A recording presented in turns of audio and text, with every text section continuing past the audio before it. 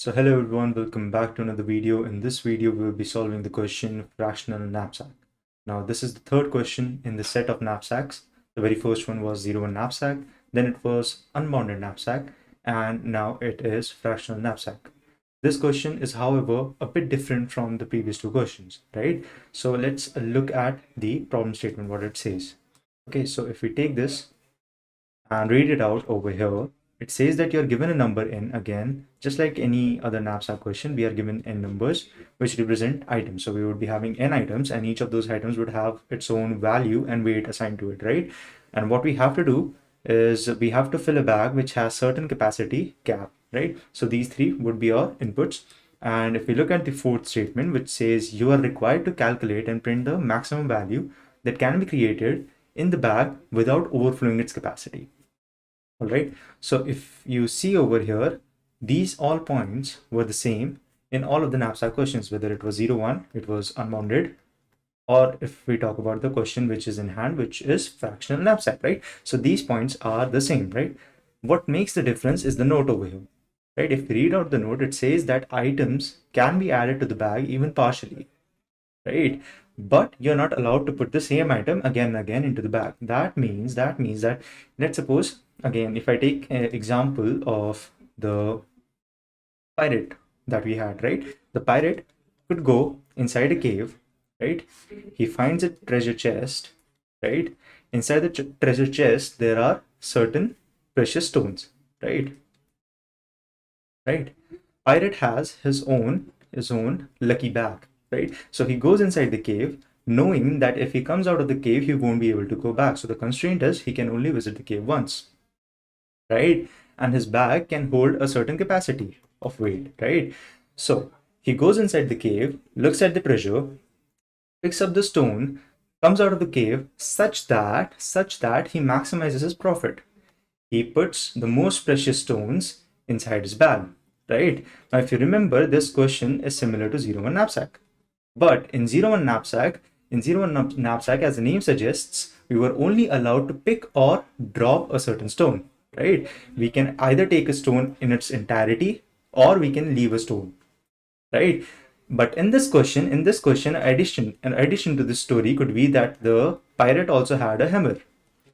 Pirate also had a hammer.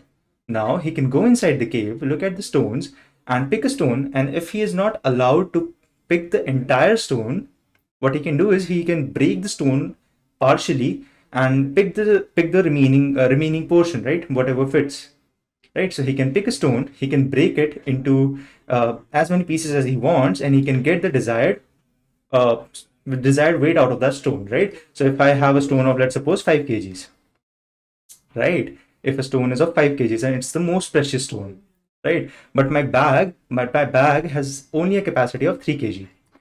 What I can do is I can break the stone of 5 kg into two stones of 3 kg and 2 kg, right? And then I can pick the remaining stone of 3 kg. So this is allowed in this question. This wasn't allowed in 0-1 knapsack, right? So you can pause this video, you can try this question on your own, just like every DP question, every greedy question. And if you get stuck somewhere, you can take the help of the article or you can continue this video, right? Okay, so let's discuss the solution. Now this question is a bit different. It's a bit different, as I said, right? This question would follow the lines of greedy approach. Instead of having a typical dynamic programming approach, what we would do is have a greedy approach, right? What would greedy approach say? As the name suggests, we would be greedy in this approach, right? We would be greedy. What we would want to do, we would want to maximize our profit from the very first step, right? So how would we be able to maximize our profit from the very first step? If I pick the most precious stone, if I pick the most worthy item, if I pick the item that has the maximum value, right? So let's go to desktop again and let's look at the sample input and output, right? So over here,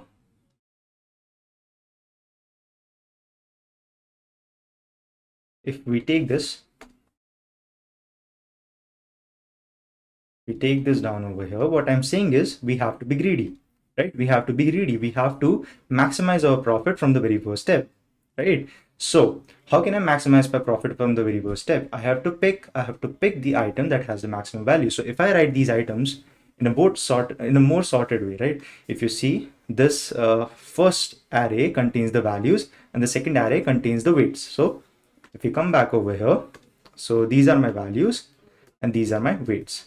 So if I write them more properly, for values and weights, if I have 33 as value, the weight is 7, right? Then I have 14, I have 50, I have 9, then I have 8, then 11, then 6, then 40, then 2, then 15, right? And in the weights, similarly, we have 2, then 5, then 9, then 3, 2, 1, 10, 3, and 3. So these are the corresponding weights and values, right? So these two arrays would be provided to us. Okay. Now, what we have been given is also the capacity of the bag, right? These are the number of items. These are the two arrays, and this is the capacity of the bag, much like every other knapsack question, right? Now, if you see the sample output, it says 50. Let's see how we can get to that 50. Again, greedy approach. The only thing that you have to keep in mind is you want to maximize your profit. Maximize profit.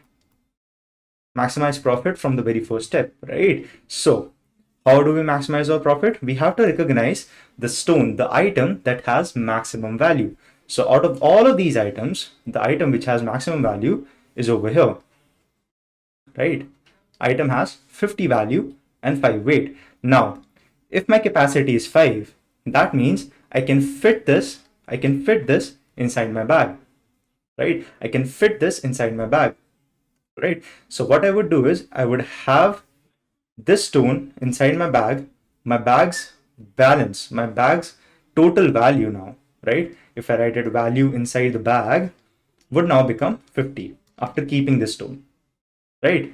Earlier, the value inside the bag was 0 and the capacity was 5, right? But now my remaining capacity of the bag would become what? My original capacity minus my weight, right? So what was my original capacity? It was 5 and the weight is 5. Now the remaining capacity of my bag is 0. Now, as soon as my remaining capacity of the bag becomes 0, that means I cannot further put any other item inside the bag, right? So in this case, the maximum output, the maximum value that I was able to generate using the bag of 5 capacity was 50, right? I just picked a single item that has the maximum had the maximum value, and I got the maximum value that I could generate in the bucket of the bag, right? And over here, if you see, the sample output also has 50 as answer, right? If we take the capacity as something like 7, right? If we take the capacity as 7, so our question would now change, our output would now change, right? What I would do is, again, I would have the greedy approach. I would look for the maximum value, right? Out of all the items, I would pick the item that has maximum value. So again, our item would be 50, right? Now my value in bag would become 50 and my remaining capacity would become what? Now my capacity is 7. So 7 minus the weight of the current item, right? Which is 5. So 7 minus 5 would give me remaining capacity of 2. Right? Now I do have some capacity remaining in my bag. So what I can do is I can pick another item. Now I cannot pick this item once again, right? If you remember in the note of the question, it says that you are not allowed to put the same items again and again, right? So what I can do is I can look for the second largest value in the items, right? I can pick the item which has second largest value, right? I already have the item that had the largest value inside my bag. Now I would look for second largest value, right? It's over here, which is 40 for 10, right? 40 for 10. That means I can pick this item and get a overall value of 40, right? But if you see over here, I'm getting 40 for 10. That means the ratio that I have is 40 upon 10, that is 4. If you see over here, 50 upon 5 would have given me a ratio of 10. What does this ratio symbolize? This ratio symbolizes the value that I am getting for per unit weight, right? For a single unit of weight, what is the value that I'm getting, right? That defines the worth of my item, right? So this was the loophole. Now the question has changed, right? Now to maximize profit, what we would do is we would look at the ratios, right? The earlier approach that we used would have failed as we were taking under consideration only the values. But as over here, every item is associated with a value and certain weight. What we have to take under consideration is what is the value that we get per unit weight, which is value upon weight of each and every item, right? So what we can do is we can create maybe another array of ratios over here. We can create another array of ratios. What would that ratio be? Ratio would be equal to value upon weight, right? What is the value that I get per unit of weight? Now, if we see 33 upon 7, right? If I divide this, 7 fours are 28, then I get 5 over here, decimal 50, then I go for 7 6 are 42, and then 7 sevens are 49, and then I get 1 over here, again 0, then 1, right? So 4.71, right? If I take for decimal places up till 2, 4.71 is the ratio that I get, right? Again, for 14 and 2, I get the ratio as 7. For 50 and 5, we get the ratio of 10. For 9 and 9, ratio of 1. For 8 and 3, again, what do we get? If I divide 8 by 3, right? 3 2s are 6, then 2.0 over here, then 3, 6, 18, then we get 2 again, 0, then 6. So we can write 2.67, right? So 2.67, right? Then 11 upon 2, right? So we get 5.5. All right, 6, 1, right? 6 upon 1 would give me 6. 40 upon 10 would give me 4. 2 upon 3, right? 2 upon 3 would be giving me something of 0.67, right? Then 15 upon 3 would give me 5, right? So these are my ratios now. These are my ratios. These ratios define what is the item that has the maximum worth, right? The values alone won't signify the worth of a particular item, right? However, in this test case, with 5 as capacity, it did work, but it was just a fluke, right? If we take another test case of, let's suppose 7 example, we would have failed because we were taking an item, the second largest item was 40, but it had a ratio, it had a worth of just 4. We had items which have much more worth, which is 6. We also have an item which is over here, which is 5.5, right? We have 4.71 over here. We have 7 over here. So we did have items that had more worth than that, right? Now let's do this again. Let's do this again. What we would do is now we would look for the item that has maximum worth, which is maximum ratio, right? So again, if we see over here, this is my maximum worth, right? The ratio is of 10. So what I would do is, again, my value in bucket would become 50. All right.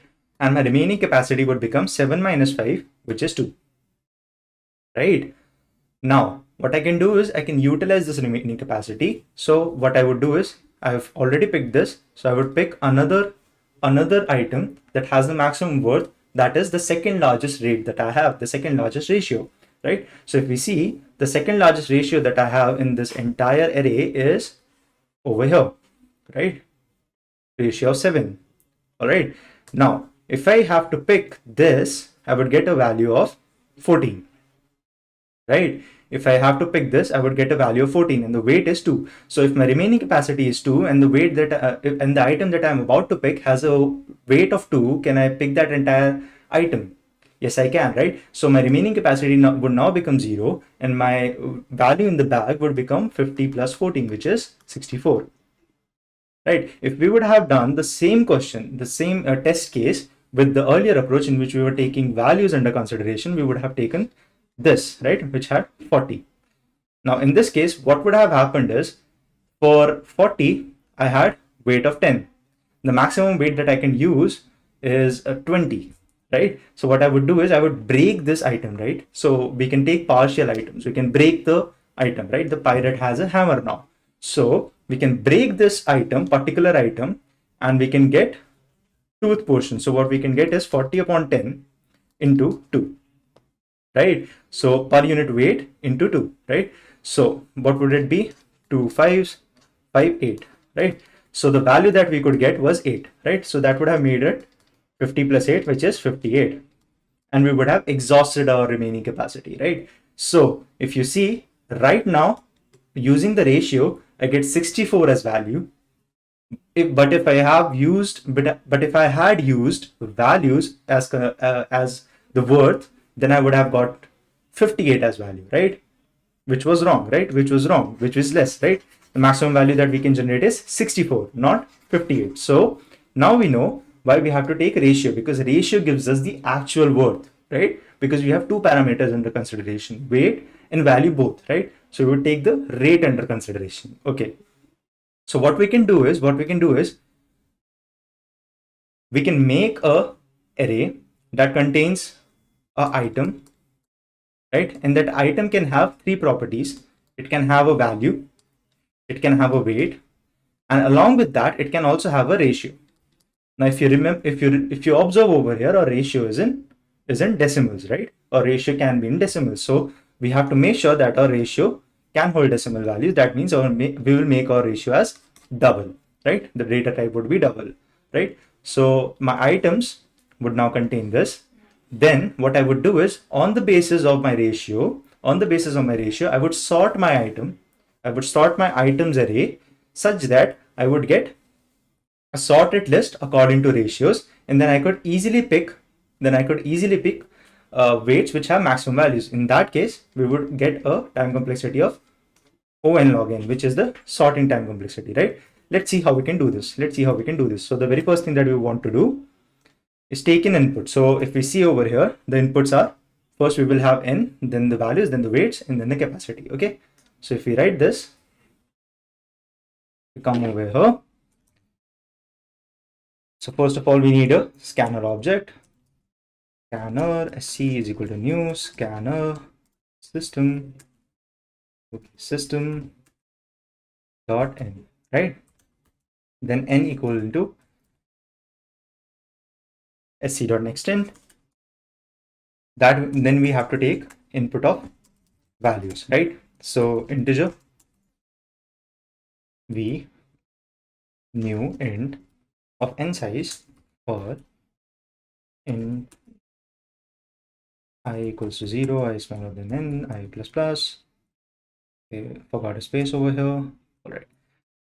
Then v of I is equal to sc dot next int, right?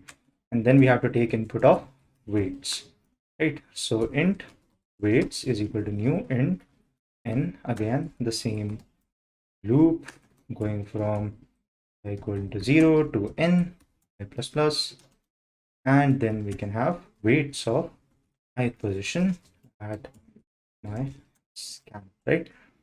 Okay. Then we have to take input of capacity, right? So my capacity would be my cap, right? So sc dot next int. Now, what I said was, if we go back, what I said was we have to make an array. We have to make an array of items, right? And each item would have properties of value, weight, and ratio. So we would be making a class for this purpose, right? We would be making a class which would be named as items. Okay. So let's take a public static class and let's name it item, right? So every particular item has what? A value, a weight, along with that a double ratio, right? Which we can say is R, right? Now we can have a constructor for this purpose. We can have values, we can have weight, and we can have a double of R. And then we can initialize the instance values with the parameters. This dot R is equal to R. And then the very important step is that every time we are calling for a sorting function, we have to let the function know that we have to sort an item on the basis of our double R, which is our ratio, right? Because Java won't know on which parameter, on the basis of which parameter do I want to sort my item, right? So I have to tell them, and in order to tell that, I have to use a comparator, right? So I would be using a comparator over here. So I would implement a comparable on my item, right? And at the end, what I would do is I would just tell public int compare to. This would receive a item itself. Let's call it O, and I would return from over here this dot R minus O dot R, right? So what this would do is this particular function would tell Java how to compare an item, right? So we are telling it to compare an item on the basis of the ratio, right? If you don't understand the concept of comparable or comparators, I recommend you to watch the introductory part in hash map and heaps, where we have covered this particular portion in very much detail, right? So coming back to the question, right? Coming back to the question, now that we have our item class, what we want to do is we have to create a array of items, right? So item array, it would be items new in item, right? So what would be the size of this array? The number of elements that you have, the number of items that you have, right? Which is n. So we have this array now. We have to fill in the values in this array. So I would run again a for loop, which would go from i0 to n. And then simply what I would do is I would create an item. I would create an item. So item is equal to new item, right? And inside this item, what I can do is I can pass the values, right? So what are the values that I want to pass? The very first thing that I want to pass is, if you see, is my value, right? So value of I is something that I would be passing. Then weight of I, and at the last I would have to pass a ratio. Now we have to create that ratio first. So what would my ratio be? My ratio would be double of R is equal to my value upon my weight. So my value currently is I, right? And my weight is outside I, right?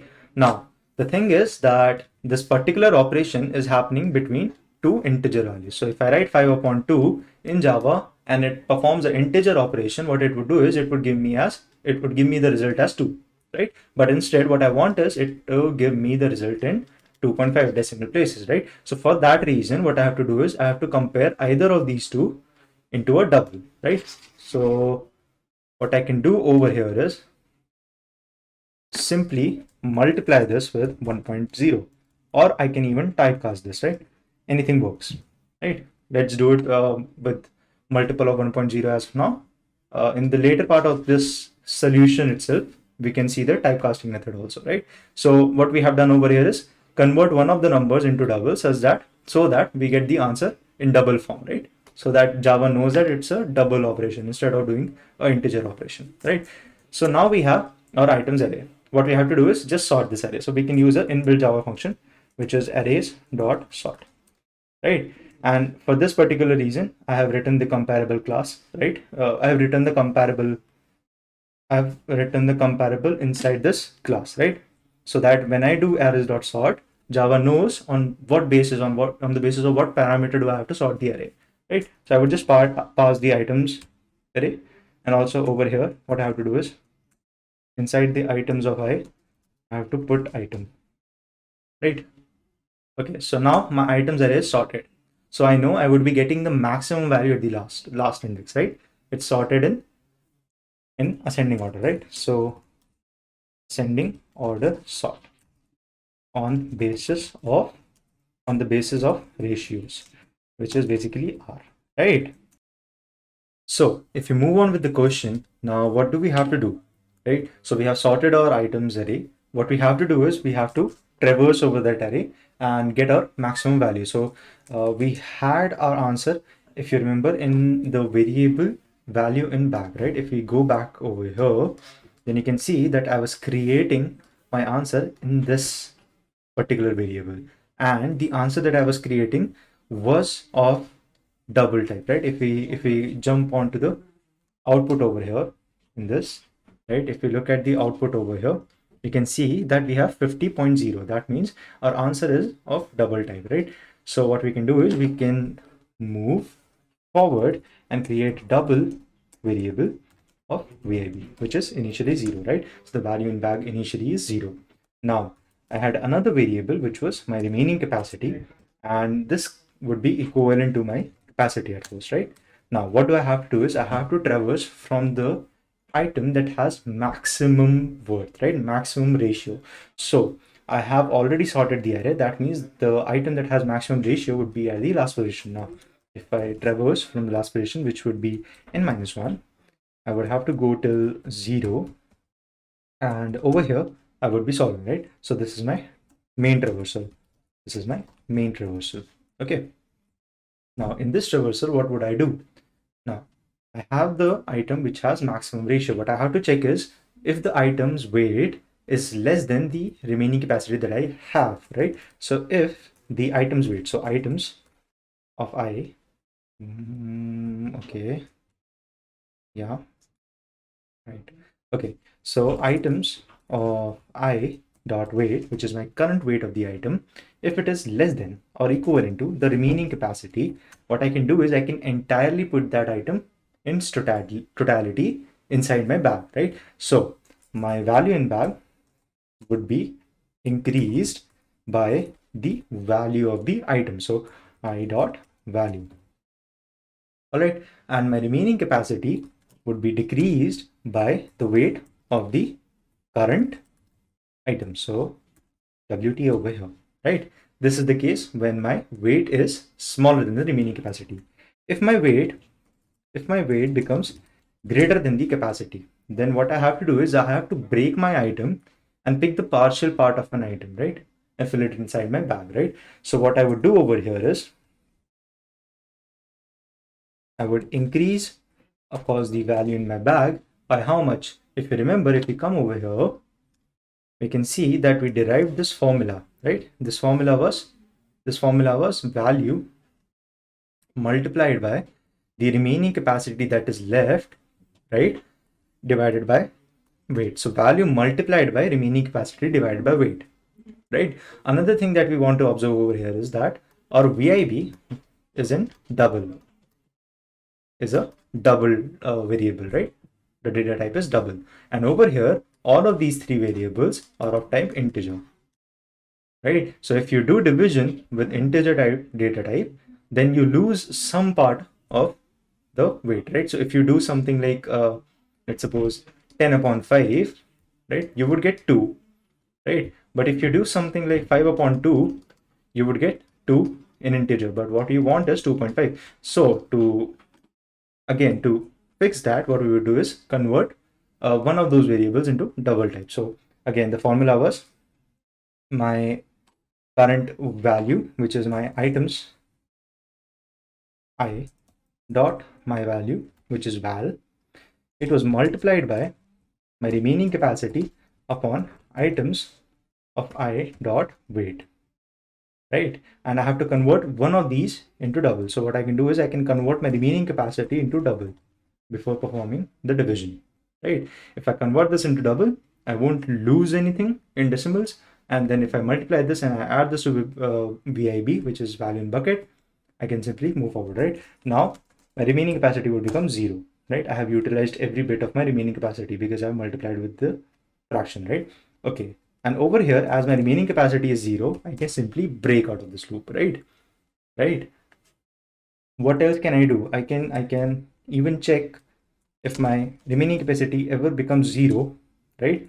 I can just break from here as well, right? This is not necessary, but to understand the code a bit better, we can do that, right? And at the end of this traversal, our answer would be in VIB, which is value in bag, right? So our answer is in value in bag, right? Okay, so if I run this to check if there are any compilation error, we do get a compilation error which says that there is incompatible types, right? There is a lossy conversion from double to int, right? This is what it says, and it said when we are returning from the compare to function, right? Okay, so the problem is, if you see over here, the problem is that our R is of type double, right? So we are subtracting a double value from a double value. That means we are getting a double value in return, right? But what we want is an integer value. right? So what we can do is we can either create a if-else block to return this particular part, or we can directly convert this into integer before sending, right? Okay, what I would do is write if-else block. So if my this dot r is greater than my this dot o, sorry, my o dot r, right? And this over here, then what do I have to return? I have to return a positive value, which is 1, right? Else if my this dot r is smaller than my o dot r, then I have to return a negative value. So let's return -1, right? Or I can just return 0 when both of them are same, right? Now this seems perfect. Let's try to run this again. So it's taking a bit of time. Yeah, it passes our test case. Let's try to run this for all the test cases. That means submit the code and let's hope it works, right? So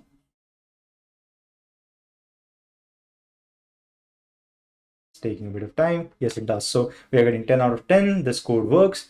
So if we analyze this again, what we did was we basically made an items array as we discussed, right? This was to initialize the array, right? Our rate in this case was nothing but the fraction of our values and weight, right? And then what we did over here was sort the array in ascending order. And because of that, what we got was our maximum value in the last index. So we looped from last index to the very first index over here, which was our main traversal. And as we discussed, we picked the maximum value element with the maximum worth, right? That is maximum ratio. And then we filled it inside our bag and we increased our value, right? As soon as our remaining capacity became 0, we break out of that loop and then we printed our answer. All right, I hope it's clear. So this was a really interesting problem and it gave a really good insight of how we can approach some problems using greedy, right? Okay, so I will see you in the next video. Bye-bye.